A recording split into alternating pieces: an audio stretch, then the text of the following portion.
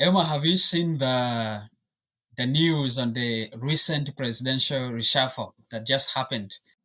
When I saw it when I was at work today, so I was just working, and then I was doing some stuff, and then just decided to just pick up my phone and then just went on Facebook.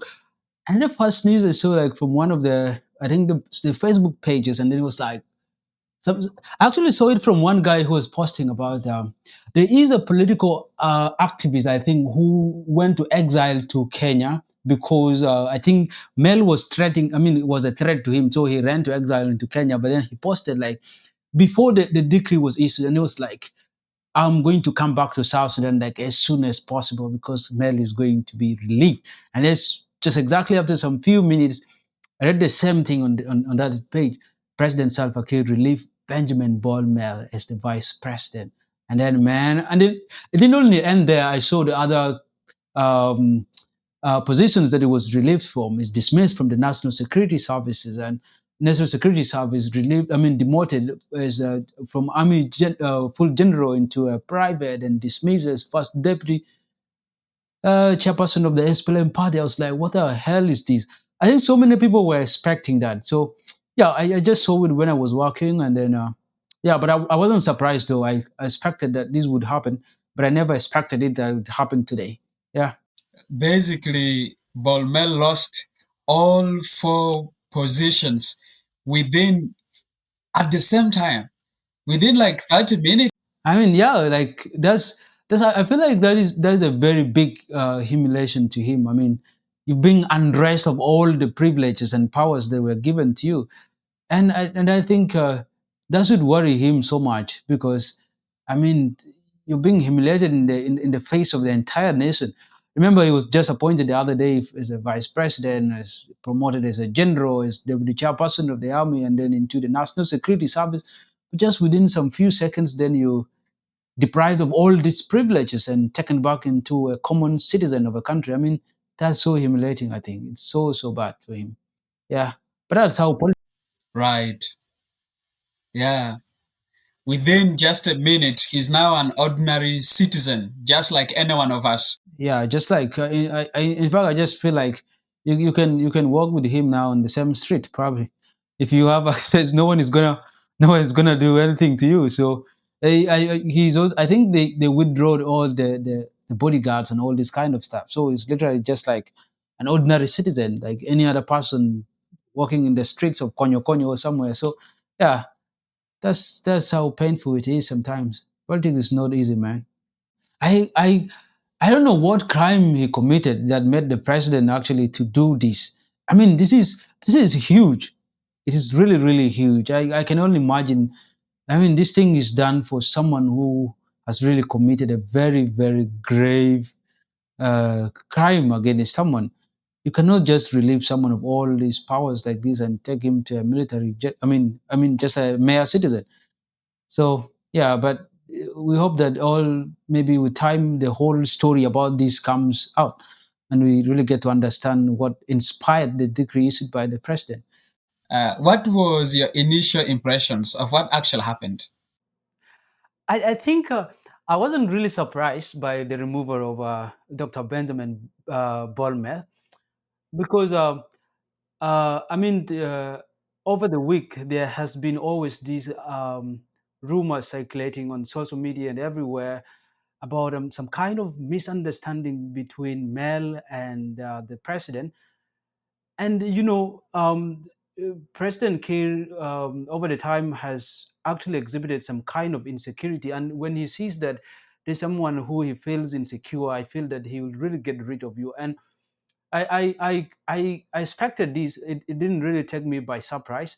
And also given the fact that Mel is a guy who is, I would say, not politically rooted. Really, he doesn't really have a very strong base in politics, and he perhaps, I would say, lacks some kind of a political traits to actually uh, hold that position. So I really expected this based on all these factors, the fact that he is politically premature, and also that he has some kind of maybe some tensions with the president, a person who he shouldn't have any issues with. And yeah, the news actually didn't take me by surprise. I expected it, and it happened. But I didn't expect that it was going to happen this soon, because so many people have been looking at him as an immediate replacement to Kir maybe at some point. But it really happened so soon. But I expected it, and it wasn't a surprise. Right. Yeah, it's very shocking. And for me, when I came across the news, I felt like how sad it is that the apparent heir apparent of Salva Kiir Mayardit, at least that is how the netizens have always portrayed him as. How sad that now all of a sudden he has fallen from the most decorated official in the country to a civilian with no military power or any political position at all. And I'm just wondering, like, you have mentioned political immaturity in the sense that this person wasn't in politics and stuff like that. Maybe before we even get to analyze this fallout more in depth, who is Benjamin Bol Mel, like in South Sudanese political and economic landscape, for maybe people who might not know his full profile? I think the information that I have about Mel is that he is a very renowned business guy in the country. I mean, he ran so many businesses, I guess, like own many companies, and I feel they had some kind of partnership with President Kiir, and that gave him the advantage of actually coming into the political space. But he is, I mean, apart from politics, he's known as a very prominent and a very good businessman in the country, and that is what he's mainly known for. He's known as a business person in the country, and maybe because of their connections with Kiir and the sorts of stuff that actually made him brought to the presidency. But yeah, Mel is seen. I mean, over the months, he has actually come to the spotlight, a very high positions, being appointed from. I mean, from the advisory role as the presidential special envoy on. I mean, envoy on special program, the position that currently occupied by Kiir's daughter. That's the position where I think he started, and later on, he got appointed to the vice president of the Republic of South Sudan, heading the economic cluster, and later promoted to a full general. I mean, these are some of the changes that, some of the promotions that he witnessed within a very short time. But Mel is not a, I don't really, in most cases, regard him as a typical politician, because he really lacks that. He is a business person. And I feel it is, he actually, at some point, I feel that he tried to bring in his business mindset into a political atmosphere, because so many politicians, I mean many businessmen, they always are profit oriented. They have ambitions, and it's a very different case when you come to political space, right? And over the weeks, we had about tensions that emerged between Kiir and vice president, where the vice president, I think, he started developing some kind of envy and wants to, I mean, have like more powers, and even assume to be having powers than the president. And then that's what provoked Kiir to actually invoke uh, his powers to issue the decree. So regarding Mel, is just, I know him as a business person. I mean, he's not more of a politician to me, but a business person.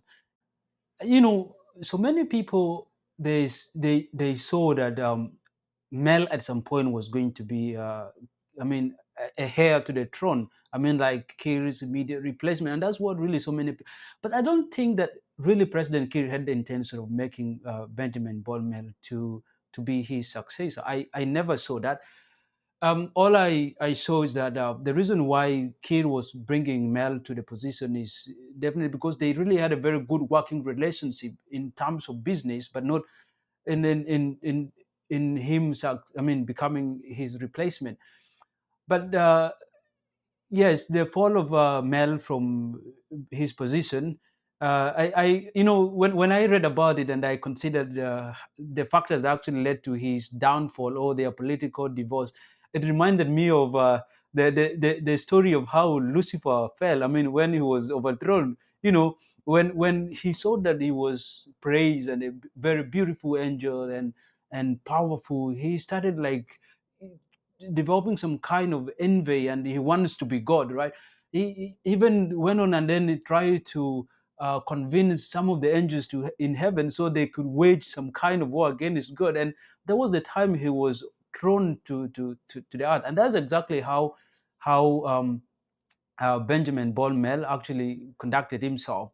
I think he should have actually understood that serving in that position and in a country like South Sudan, where the position is not constitutionally protected from you, but you only serve at the mercy of the president, he should have understood that you ought to actually exhibit some level of loyalty to the president. But I think that is what he did not exhibit. So, and because of that, uh, there are rumors about how he wants to overthrow Kiir and becomes the president, and I think that's what actually led to his downfall so fast and within a very short time. Had he conducted himself very well and exhibited some kind of loyalty to President Kiir, I think his political lifespan in his position would have been actually long.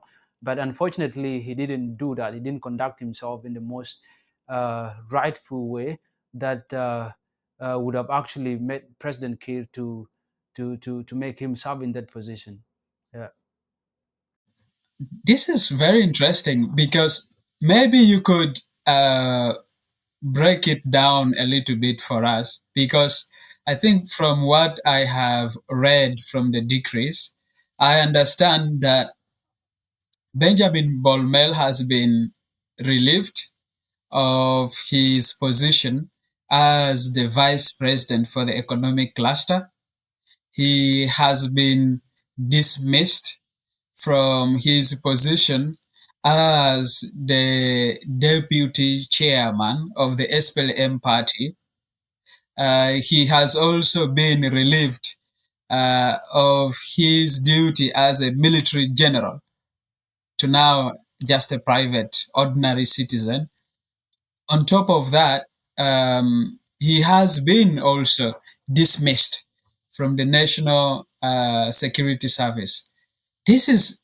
Don't you think this is just a lot of stuff at play here for one to just say this was about uh, disloyalty? I mean the the level of dismissal. I mean the number of positions that he was dismissed from. That clearly determines the crime that maybe he has committed. I mean, you can't be demoted from all these positions if you haven't done anything that is wrong. And the kind of disloyalty that I was meaning is that when you're not loyal to someone, of course you want to maybe wage some kind of, I mean, a coup or something against overthrow him. That means you're not loyal to him. So that might be the basis on where, I mean, bringing my disloyalty kind of argument here. But I mean, as you mentioned about all the positions that he was relieved from, this clearly tells us about the amount or the gravity of the disloyalty that he has exhibited to Kir. Perhaps Kir understands very well. There's always a saying that if you want to make a he goat, to actually, if you want the he goat to be sexually dormant, then what you need to do is you need to castrate it, and I feel that is what exactly Kir knows. Being a full general in the army gives Mel a lot of privileges, right? He would have a command at some point of some section of the army. He will have a command over it. That means he can even command the army to do something against someone he doesn't like, or an individual, could be even the president or the other vice president. Being a member of the National Security Service, that gives him a lot of intelligence about the country. Being a party deputy chairperson gives him advantage of serving in different structure of the SPLM party. And these are all privileges that comes with the positions that he served. So relieving him as the vice president of the country I mean that because the position of the vice president of the country is always related, is coordinated to the first deputy chairperson of the SPLM party. So the moment you are not serving as the vice president, then obviously I mean, the moment you serve as the vice president of the country, you likely be appointed as well as the deputy chairperson of the SPLM party.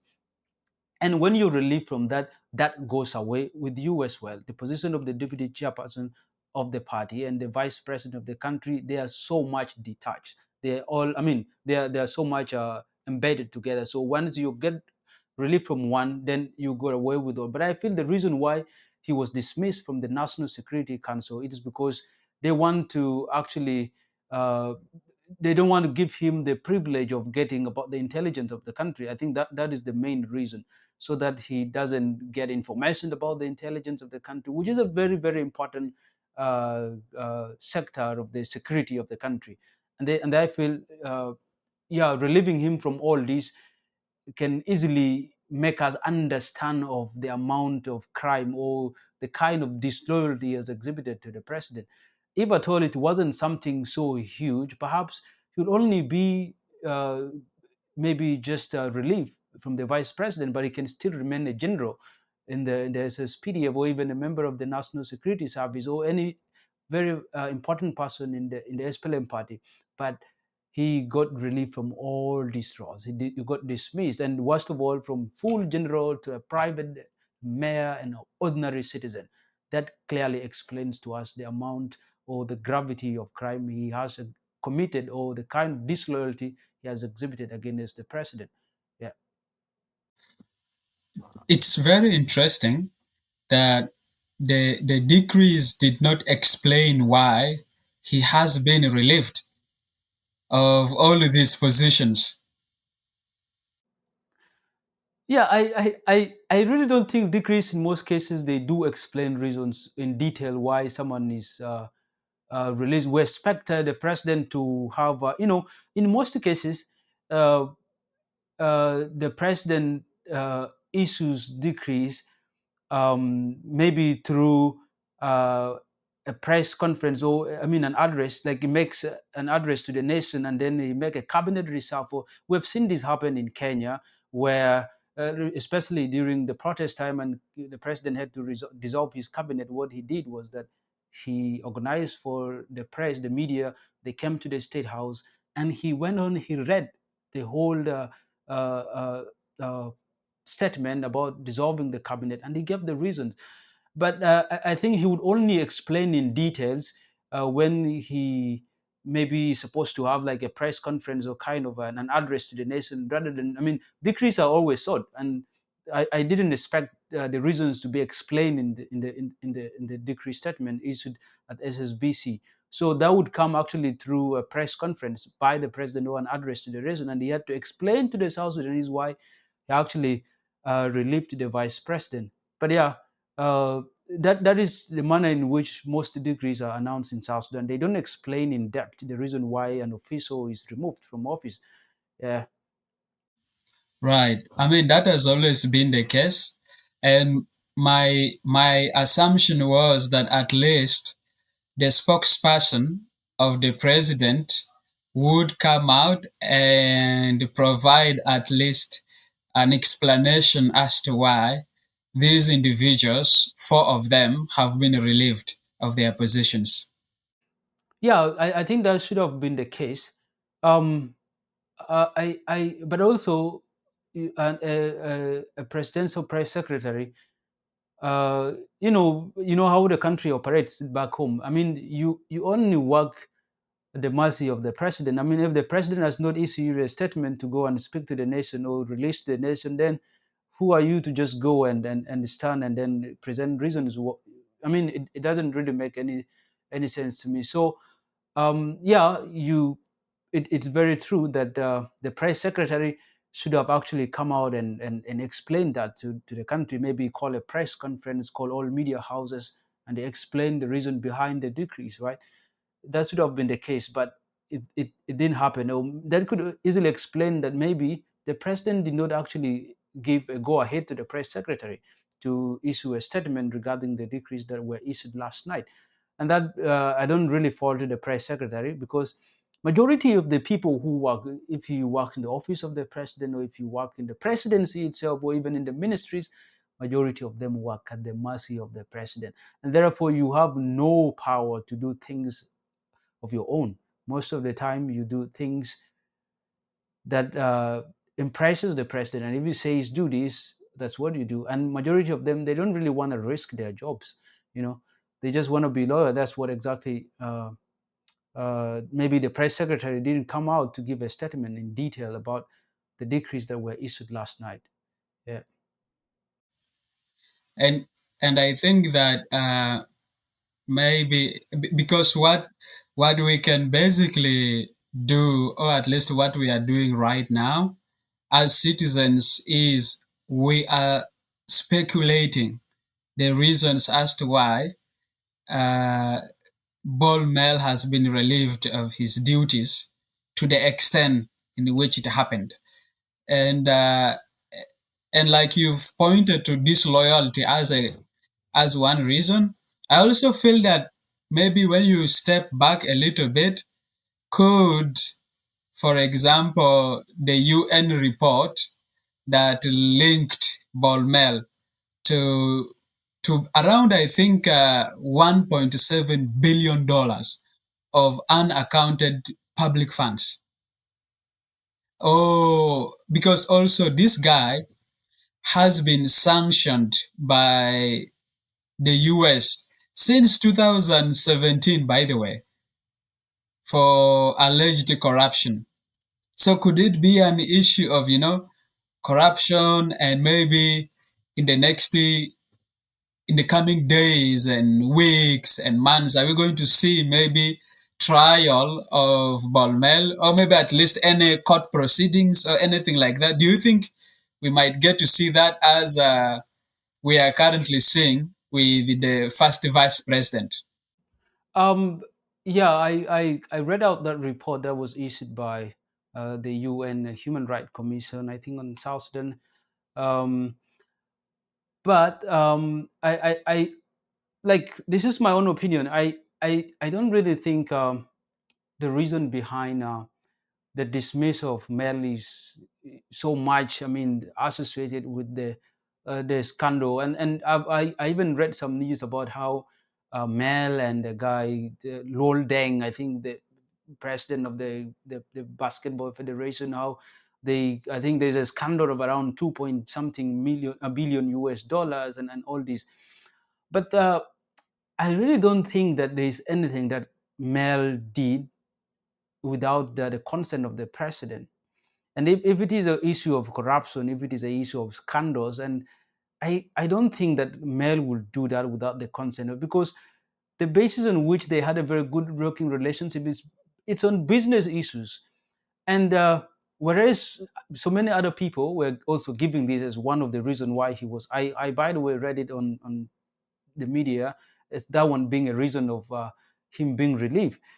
But also, if it is the reason, I think that is a very good step, I would say, if it is the reason. So I mean, until the government comes out and give us a very clear reason why the relief, I think we're only based on discussions on social media and platforms like this, based on the speculations. But there's no any clear reason stated by the government that this is the reason why Mel was dismissed. If it is disloyalty, or if it is because of the scandals and all kind of stuff, there's no any legit reason that we're basing our discussion. But if it is the corruption thing is the reason why he's dismissed, I think it's a very, very positive step. And it's one step that I mean, going to send out warning to those also getting maybe wants to be in this practice of corruption in the country. But yeah, if it is one, then that's an exciting and it's a positive move. But my own analysis, I feel that that is not the major reason why it's happening. Yeah, my personal view. Yeah. Right. Well, it's quite interesting, what is unfolding in the country. It's I feel that it's the first of its kind that a government official has been stripped of their duties to the nature of Bol Mel.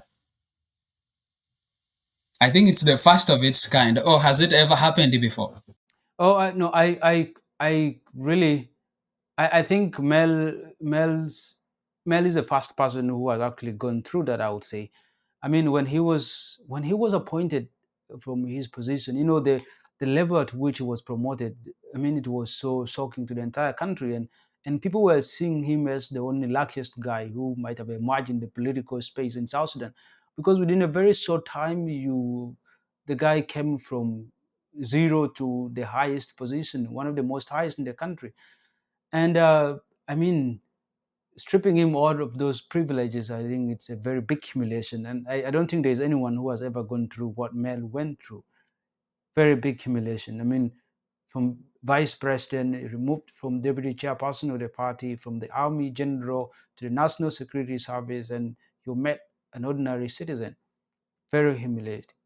That's a very shocking, and it's a humiliation to him. Yeah. Right. It's definitely a very humiliating experience. Definitely feels like a political takedown. I know.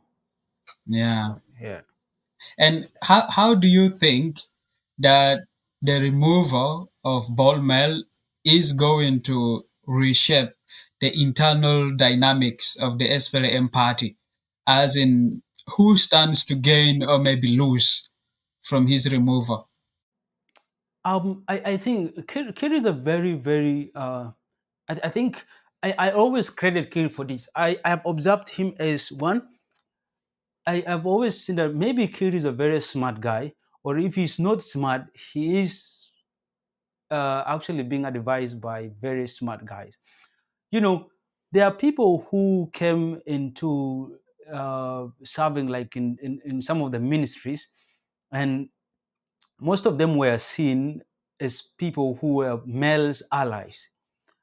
And when Kir immediately returned from United Arab Emirates, of course, a few weeks ago, I think a week or 2 weeks ago or so, he went for a visit, I guess, like a work, 5 days work visit to the United Arab Emirates. And when he came back from there, that is the following day, I think on Monday, that's when he started issuing these decrees. And what he started, so many people claim that actually the guys who he removed first, these are the people who are so much allied to Benjamin Bolman. I think there was it is a kind of a well planting where he start by first taking off his allies, and then uh, ultimately he comes to Bolmel. But regarding who stands to win and lose, I really think Mel. I'm not seeing him coming back into the political space so easily. I mean, it's a very, very big blow for him right now politically, for Benjamin Bolmel, and given that he is under sanctions uh, by the U.S. Department of Treasury and Office of Foreign Asset Control, and I mean it's a very big blow for him.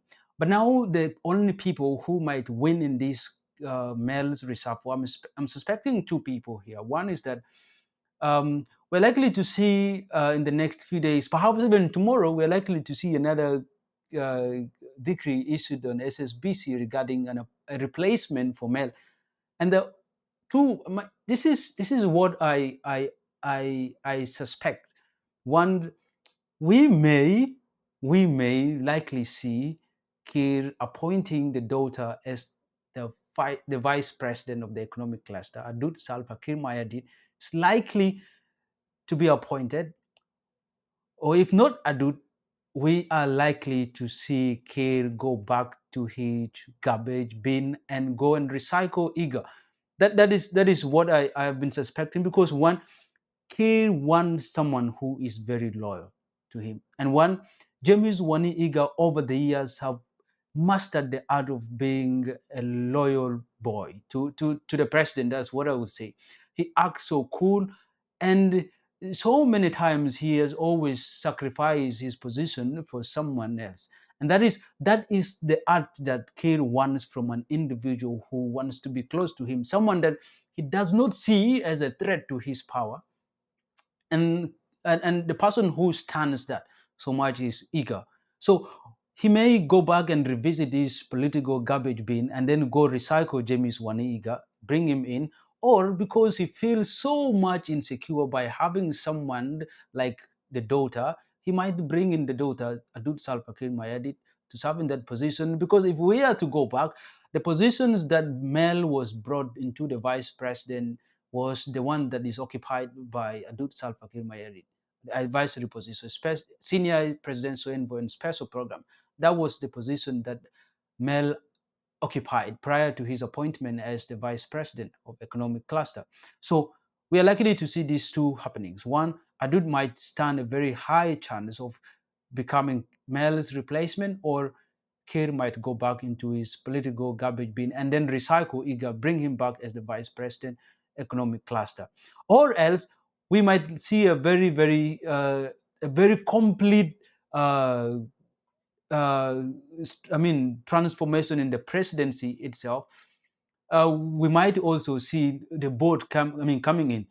Maybe Iga and Adud Salva Kiir coming back. But the reason why I'm seeing only one of them coming is because the position that is currently held by Josephine Lagu will never be given to an SPLA person. It needs to go to a member of the other opposition, South Sudan Opposition Alliance, which is not supposed to be a position for SPLM. So I'm just suspecting between Iga and Adud Salva Kiir Mayardit.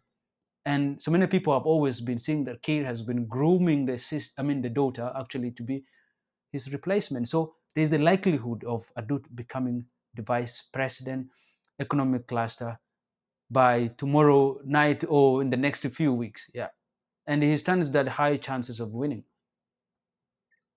Right. And I agree with you that most likely he might go and have James Eager restored as the vice president, or maybe bring in the daughter, or maybe completely a new face. But let's say if it so happens that actually Kiir appoints Adut, his own daughter, as the vice president, what would that say to South Sudanese and the world? I mean, I don't. I mean, people will have nothing to say. That's the unfortunate thing about it. I mean, you'll have nothing to say, but it is from there now you would see exactly his intention. You know, uh, Kiir appoints. I mean, he can appoint any person he wants, and no one is gonna say anything, right? No one is gonna say anything. But uh, Adud, I think the only thing that she needs to do if she's given that chance is to act in a kind of a different way. I mean, a very different way. But also, I don't really think she would really deliver if she comes in that position. The presidency is not an experiment place where you bring someone from just from nowhere and then you bring them and want to test if they can do things. That is a very very important position that require experience, uh, that requires you to be politically mature in handling issues of the country. It's not just a simple space of doing experiments. And I would not be carried out by surprise if I see that she's appointed and she doesn't do anything, because she doesn't really have that much experience in the politics. She just came in the other day into the position she's appointed to. She's not even holding a cabinet position. She probably doesn't know how a cabinet operates or a ministry operates, leave alone the position of the vice presidency. So bringing a dude to the position of vice president economic cluster, I think will mean a disaster to the country. It's not just, it's not, she doesn't have a business experience. And the position of the economic cluster, you are supervising so many ministries. There are over 10 ministries that fall under the economic cluster. We're talking about the Ministry of Finance and Economic Planning, Ministry of Bridges, Ministry of Transport, Ministry of Wildlife, Tourism. All these ministries fall under Ministry of Investment. These are the ministries that fall under the economic cluster, and they are supervised by the Vice President Economic Cluster. Need someone who has the experience, need someone who has the network, need someone who understands how government operates, and Adut lacks that in totality. She lacks that, and I mean, she is the daughter to the president. Yes, she has the high chances of occupying it. But how about the experience? How about? I mean, she will never deliver. That's what I would say. Yes, but of course, he stands at the high chances of occupying that position because back home, it's not about the experience, it's about how your proximity to the person who occupies the highest position is what gives you the high chances of getting close to power. It's not about your experience or your education level or how competent you are, but it is the proximity or how close you are to the person who occupies the highest position. And Adut Salva Kiir stands the high chances of becoming the vice president. Yeah. Right. And we still wait to see what will happen in the next few days, weeks, and Mhm. months. Yeah, but if Kiir has a very good political advisors, I think he would be advised to recycle to bring back Iga. And if he brings back Iga, I think um, um, I don't see anything bad in his. There's no going to be tensions within the presidency and kind of power wrangles and all these, because Iga is a very loyal guy. Everyone knows about that. He is a very cool guy. He plays that, and perhaps, yeah, he has the experience. He served with Kiir for so many years. He served in that position before Mel occupied it. So he probably has the experience. I know he might not be the best, but they say if the best is not available, then you have to use the available to be the best. So he might be the only person close to the best who can occupy that position. Yeah. With the magnitude of the reshuffle that we've seen last night, what might the implications be for the broader political stability in South Sudan and the future of South Sudan? Should we, as South Sudanese, be worried or should we be relieved? I I really don't think there is any danger in the removal of Vice President Mel from his position. I think he really doesn't pose any threat to the government because one, this is a guy who just surfaced the other day into the political space. He has no basis. I mean, he has not established the political network in the. I mean, he doesn't have support on the ground, even in his own county or his own state. He doesn't have followings. So I don't see the removal of Benjamin Bol Mel as a threat to the security of the country because who is he going to mobilize? How is he going to mobilize? He has no networks. If he had served in the liberation war, maybe like one of the generals, then that is when people should have the fear. But Mel doesn't have that capacity to stage any kind of maybe what did I say?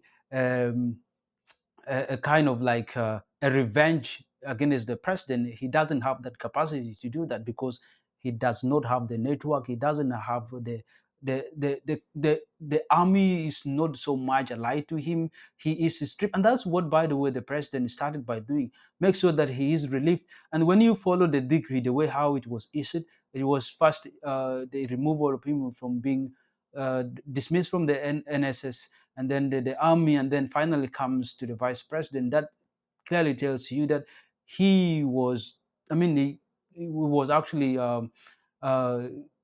I mean, all the privileges that were given to him were taken out. So I don't see Mel posing a threat to the security of the country because he does not have the ground base. He has never been down to earth. He doesn't have even any history of being a very prominent guy in the army. He just got promoted the other day into a full general, and he doesn't pose any threat. I don't think there's any reason why people should get worried of Benjamin Bolman being a threat to the security of the country. He can only be a threat if maybe he go and maybe ally with some of the guys who had the capacity and have actually maybe defected. They are in the bush. If he allied with them, but again, one of the strategies that Kid has been using of late is that when he dismissed you from a position, he makes sure that you are detained within Juba. You're not allowed to move anywhere. And I think that is the step next that he's going to do to Mel as well. But even if he makes Mel move freely, still doesn't have the capacity to wage any revengeful move against President Kiir or the government of South Sudan, and I don't see him as a threat to the security of the country at all. Yeah. Uh, what about the fact that Bol Mel is one of the richest people in South Sudan? And with that comes the capacity to be able to buy people. Um, he's not gonna do that. Um, I I I think that's a good observation. But you know, the politics in our country operates a little bit different. The way how things operate in our country is not like the way how it operates in other countries, like Kenya.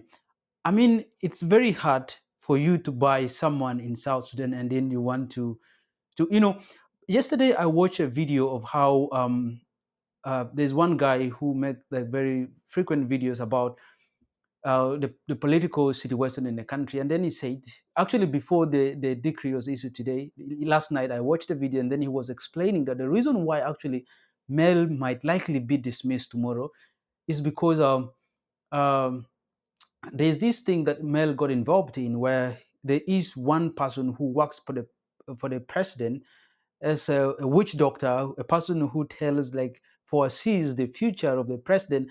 And Mel went and bought this person, and this person was supposed to create some kind of confusion within the presidency. So Kir would, and I heard that he paid a huge money to this person, but this person went back and told the president about all the plan, and that's the reason why there's a kind of tensions between the president and Mel. So I feel um, the political operations in our country, it's a kind of a different that so many people are so much allied to someone that comes from their place, and they really don't consider the issue of money as a very important thing. You can give someone money but he still go back to that person and tells you that this is the thing that they are plotting against you.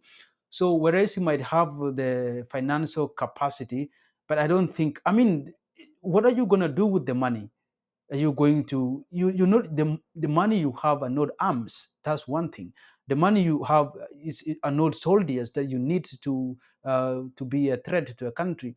To be a threat to a country, you need to have a huge following. You need to have a military capability. You need to have I mean, the mobilization ability, mobilize people across the country, make them train, buy for them all these things. And one thing is that he is one guy whose assets are actually frozen in the United States, and he is under sanctions. So I don't think there is anything he can do outside the country. It's very hard because majority of the coordinations that if one person wants to do in the politics of a country is one when you have very high connection with the United States of America. So once you have issues with the US, I think you have less chances of succeeding in any plot that you want to perform against an establishment in any country. And I think that is one thing that will work against Mel, because one, he has issues with the United States, is under sanctions. Even if he has the money, he will not have the ability to mobilize across the country, will not have the network. He is stripped of all the powers that he had, and therefore he will not have that capacity to mobilize people against the president, against the government of South Sudan, and against the people of South Sudan. He might have the financial muscle, but that money alone is not enough to bring people, to motivate them to get weapons. I mean, where are you going to get the weapons in the first place? Where are you going to get it? For you to have weapons, you need weapons that might need to come through Uganda or come through Kenya before it lands in South Sudan. And Kenya and South Sudan is very good friends of Salva Kiir Mayardit. He has a very good working relationship. Probably they might not allow something like that happen, and therefore I don't see him posing a threat to the country at all. Yeah. That is very interesting. Something you said.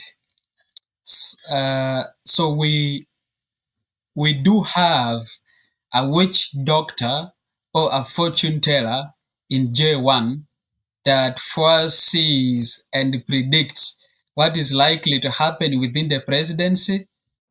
That's what I had is from that video. But I don't really want to treat it as a statement of fact, because there's no any legit evidence that really tells us we do have someone like that sitting at J1 telling Kate about his future. But according to the video I watched, that's what the guy said. that there is someone who sits at J1 and tells Kir of his political future and knows when exactly his political career will come to an end, and what steps are threat to his presidency, and who are the threat to his presidency. That person keeps telling Kir about all this. Yeah. Could this witch doctor have told Salva Kiir that Bol Mel is a threat to his leadership? I think the kind of according to what that guy said, he said that Mel tried to create some confusion between Kir and the daughter, where I think because he felt like since the daughter of Kir was appointed to that position, she has become suddenly so powerful, and then like her presence on the media and everywhere is it's sufficing that of Mel, and that's what he didn't really want. And then I think Mel allegedly he told the witch doctor to create that kind of confusion and distrust between Kir and the daughter, and even said that the reason why Kir traveled to United Arab Emirates last time was to have a kind of reconciliation meeting, and like sit down with the family and the daughter and trace out what exactly came, and even said there was a time when this confusion came, the daughter actually wanted to resign. She wrote a resignation letter, and then she was like, "I don't want to be seen as a reason, maybe for my father's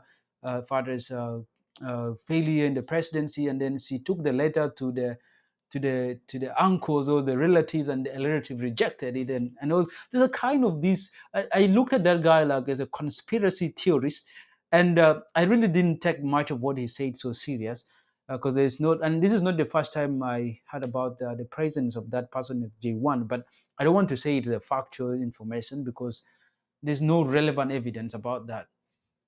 Right.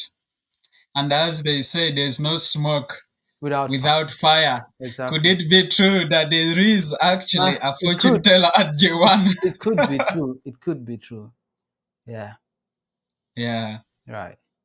I mean, given the total loss of political and military power, what do you foresee for Bol Mel personally and politically in the coming months? Politically, I don't see him re-emerging into the political space, because if he wants to do that, he needs to maybe come through a process which he might do that, but not in the next few months or so. If he wants to do that, if he has interest still in politics, then he has to go down to the grounds and maybe convince people. So next time we have an election, so he can vie and become something. But yes, his political, I think, uh, ambitions at the moment are crushed, and he really has nothing to make them, or to water them, and then maybe at some point rematch. Maybe at some point when we have an election in the country and he wants to buy, he can maybe rematch through that process, but not through the usual process of appointment and all this kind of stuff. I don't think he will ever rematch into the political landscape of the country. And what he needs to do maybe is, one, he go back and ventures into his businesses. That's what he can do. And but again, one thing is that I think if you have lost trust of the president, so many people were attributing all the businesses that he was running to the support of the president. But I think if you have actually hurted the president in the way he might have done, then I think he might also be striped off of the support that the president might maybe was giving him in terms of the running the businesses. So yeah, but it's very normal that someone of his caliber can easily come from the position he was holding to completely an ordinary citizen. So he needs to accept that fact and that reality, and maybe just join the street as the majority of the South Sudanese as well, and also understand that that is the nature of politics. Yeah. Right. So, Emmanuel, is there a lesson to be learned from this experience of Balmel, right from how he quickly rose to how also he quickly fell, especially for the presidency? Is there a lesson to be learned? So many lessons, Patrick. One is that, as I said before, that you know it is good to always understand the nature of um, the space that you're working in, right? It's very very important. And I mentioned this at the start that if you are someone in the caliber of Bol Mel, who has seen the favor of the president over the past few months, that even at some point, when there are so many seasoned politicians, military politicians within the army, but the president still went and just placed his blessing on you and then try to pick you, and even went on and sacrificed one of the veteran military person who fought so much in the liberation in the names of James Waniga, just to give you that place. And you know that you were given that privilege by such a person. You should understand the circumstances or the landscape in which you're operating. This is a country which does not really have a very permanent and full constitution, where the positions that you're serving in are protected by the law, and that when you're serving in those positions, there is no one who poses a threat to what that position and maybe gets you removed out. When you serve in this position, you're serving at the mercy of the person who appointed you, and that when you serve in this position, you must always possess some level of loyalty. That is one thing, that a lesson that people must learn. You must always be loyal. There's one book called The 48 Laws of Power, written by Robert Greene. And one of the first laws of power is that you should never outshine your master. You should never outsmart them. Do not pose a threat to their well-being, and they shouldn't look at you as a threat and look at you and become insecure in where you're operating. And then that is what Mel failed to exhibit. He made President Kiir insecure throughout by his dealings, by his conduct. And that's what so many people need to do. It's not only in politics, it is wherever you operate. It could be in your businesses, it could be in your workspace, or everywhere you're operating. Do not always try to outshine the master. And that if you do have ambitions that are overwhelming, you should always learn the art of secrecy. Do things underground that no one spots it out so often. Like, the persons above you should never get to know about what you're planning. If you do have plans against him, if you have ambitions of maybe replacing him or taking over his position, always learn the art of secrecy. Do them in secret, do them underground, and no one should know about them. Because the moment they know about it, then they will strip you of all your privileges, just like what they did to Benjamin Bol Mel. And that was very, very important lesson. Yeah. Uh, some people would say that great masters or teachers would always want to see their students become better than them as the masters. Is there a lesson to be learned here by the president himself? Because I think so many people online say that the nature in which Bol Mel was selected in the first place showed favoritism, as in he did not have the qualification and portfolio to really take on the office he was given. Mhm. But even as the darling of the president, in a short time we've seen a fallout between Salva Kiir and Bol Mel. Is there a lesson that maybe the president himself could learn from this experience? I think one biggest lesson that the president also needs to learn is that, you know um, it's always good to be on the lookout about the people that work around with you. I mean, in politics, it always suggests that you surround yourself with the people that you trust most. That is what happens everywhere around the world. The nature of politics is that once you become a head of state, once you become a president of a country, you always want to associate yourself with people that have been supporting you, people that wants to promote your agenda, people that If you are a president who is corrupt, you want to associate yourself with people who are corrupt. If you have an intention of delivering to the country, you associate yourself with people that have that intentions in mind. And that's why when people get elected as president, they go and look at their surrounding, their friends, their network, and they look and appoint ministers to serve in those cabinets. And then what Kerry should learn is that it's hard. Do not in politics. You should not trust anyone. You should not trust in politics. There is no friendship in politics, and that whenever you get into the political space, you lost some kind of I feel like you lost some kind of sense in you, and you become like a monster. That's what I would call. You become a monster. You become envious. You become ambitious, and that within a very short time, because of the power that is given to you, you want to claim that you are in control of everything. And I think that kids should always be very careful on how you groom people to be around you, because he seems to have created a mountain out of an anthill, and that he now has to deal with it. He has to climb to the other side of it, and that is what exactly what happened to him with Bol Mel. That a guy from nowhere, he made him so powerful within a very short time that at some point he had to deal with. And that is what he should learn. That in the next time he should always give people the face. I mean, make the promotion, but give them the faces, give them a position at a time, learn how they act in those positions before you give them the full force or the full powers.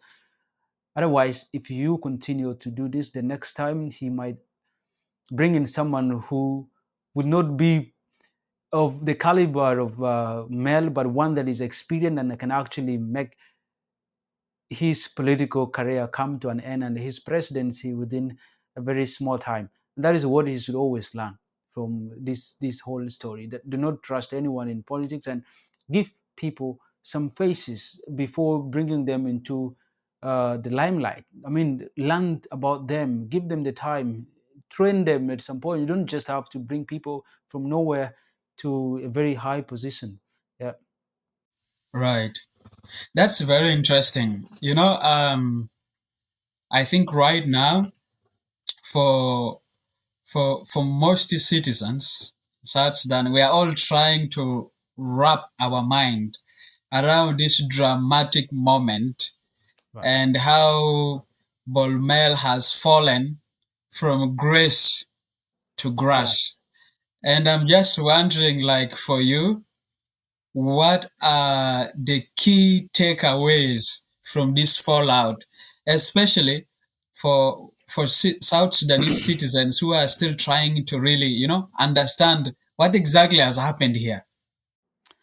I I I really think for many South Sudanese regarding what has happened. I mean, that is a very very normal thing in politics. I mean, that happens every time. The only difference with our country is that the frequency at which this thing happens is it's so extraordinary. I mean, it happens so often compared to other countries. Things to do with reshuffles happens every time, every across the world. Even in the most democratic countries, reshuffles happens. And the fallout between the president and by the way, there are so many people who were celebrating when they had the news about the removal of the vice president. I saw a video of people celebrating, dancing, and all this, and they were like, "Oh, finally, Salva Kiir has heard to the prayers and the cries of the people." But I think what people need to understand this so deep that apart from just appointment, there is something so deep that this kind of frequent reshuffles and hiring and firing, recycling affects, and it affects the lives of the citizen itself.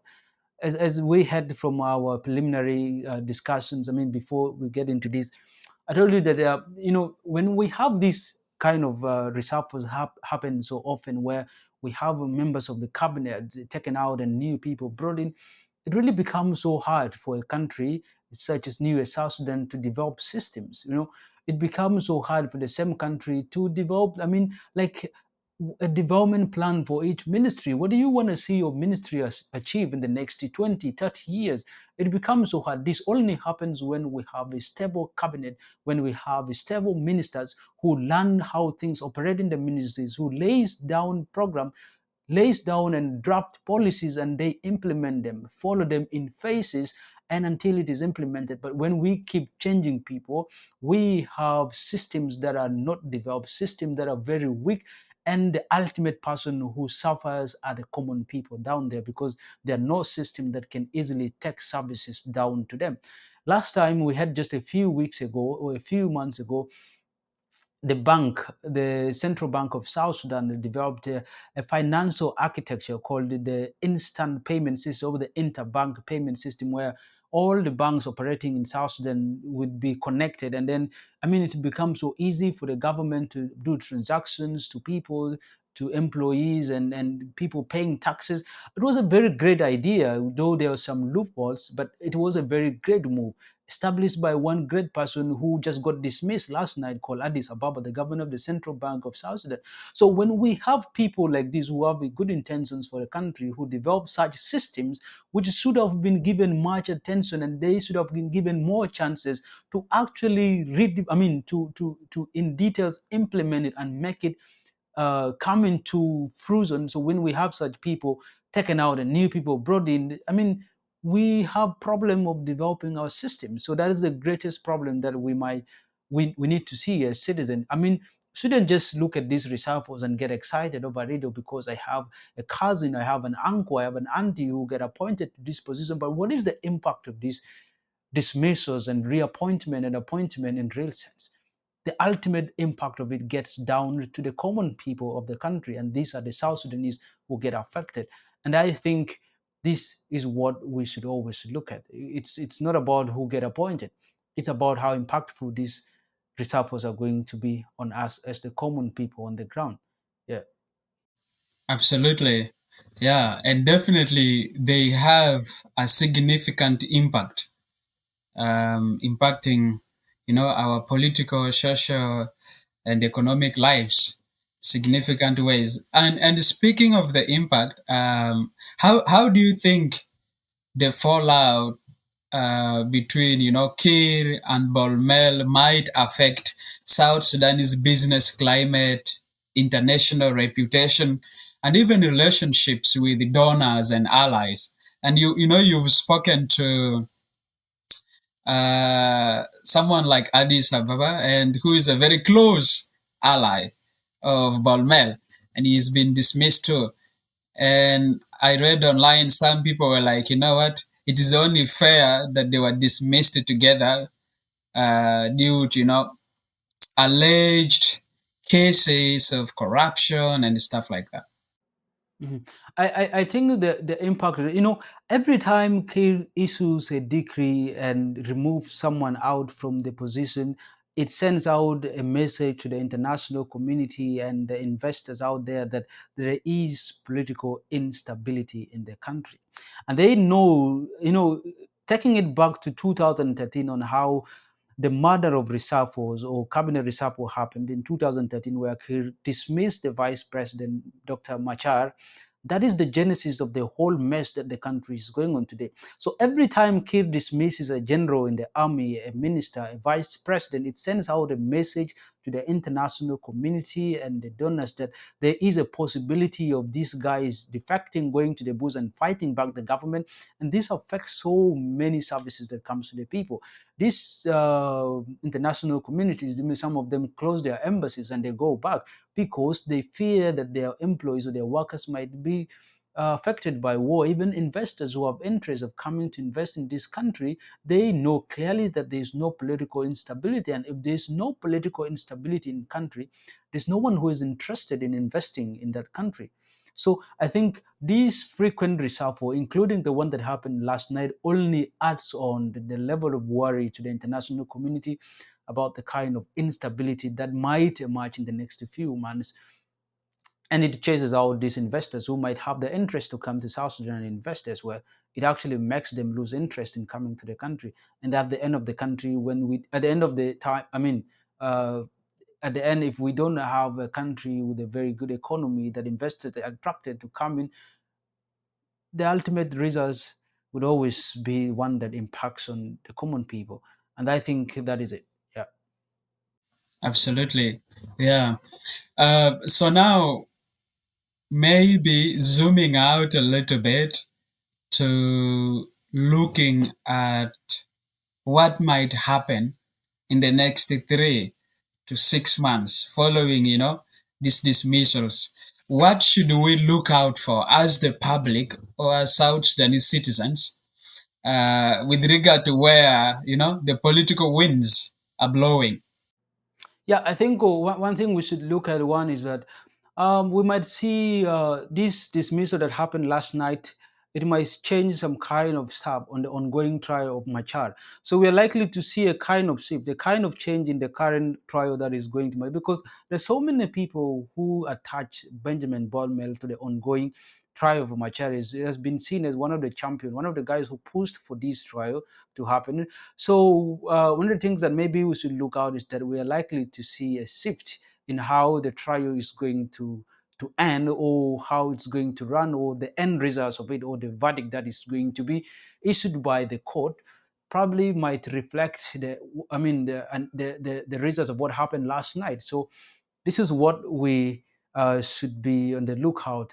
But also, as I said before, we are likely to see new faces coming out maybe tomorrow, or in the next few weeks on the presidency itself. We're likely to see a new vice president coming into the presidency, and that, as I said, could be the daughter of the president, or James Wani Iga. These are some few things that should get to look out.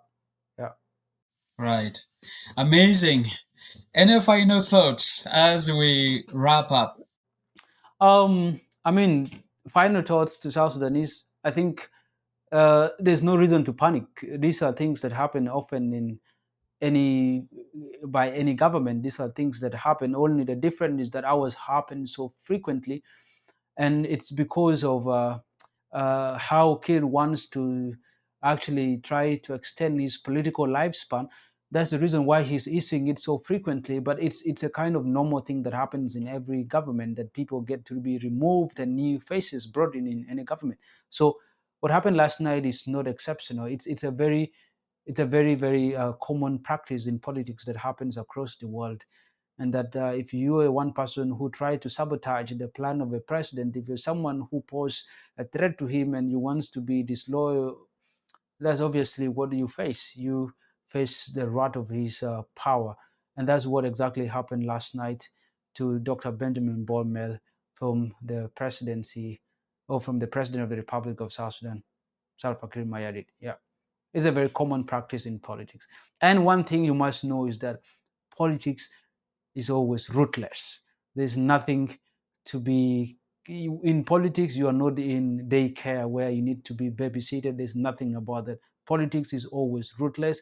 Politics is always a game of monster. Politics is always an evil game. And if you desire to be in politics, you must be ready to face all the bad things that comes along with it. And yeah, that is politics. Yeah.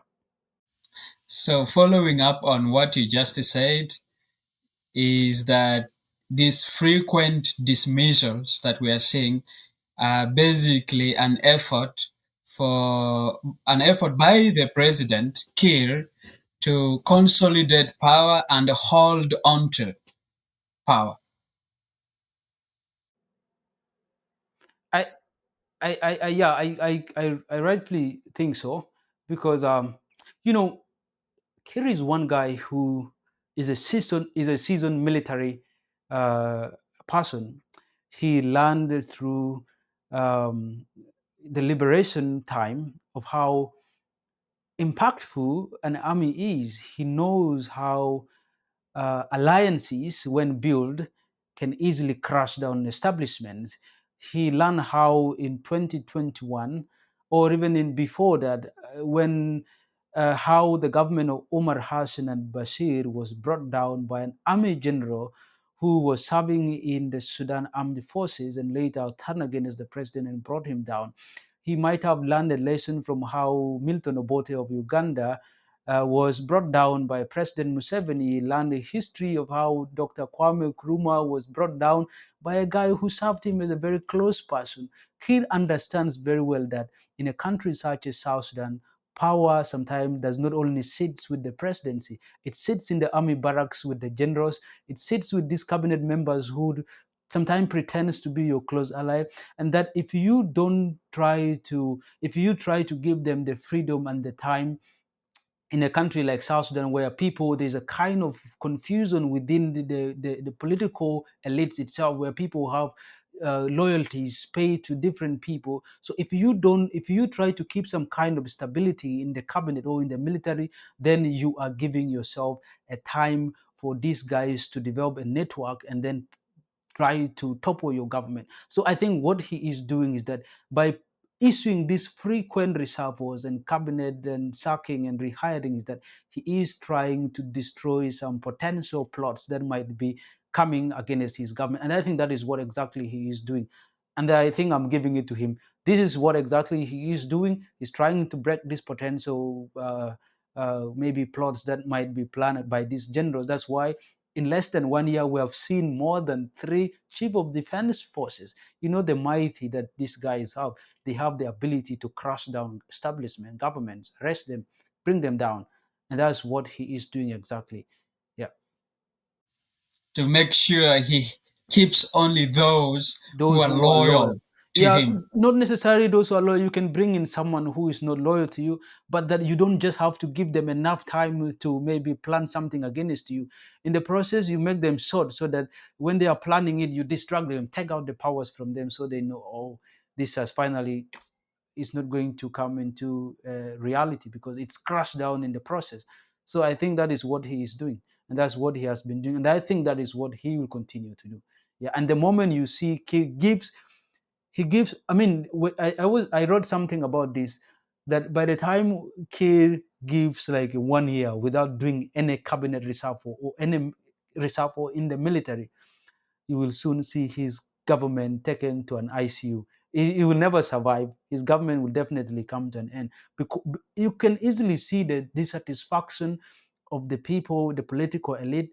You can see the dissatisfaction of the army. This is an army that is not paid for many months, not fed, their families are going through so much, and then coupled with a population that is really dissatisfied like the one in South Sudan.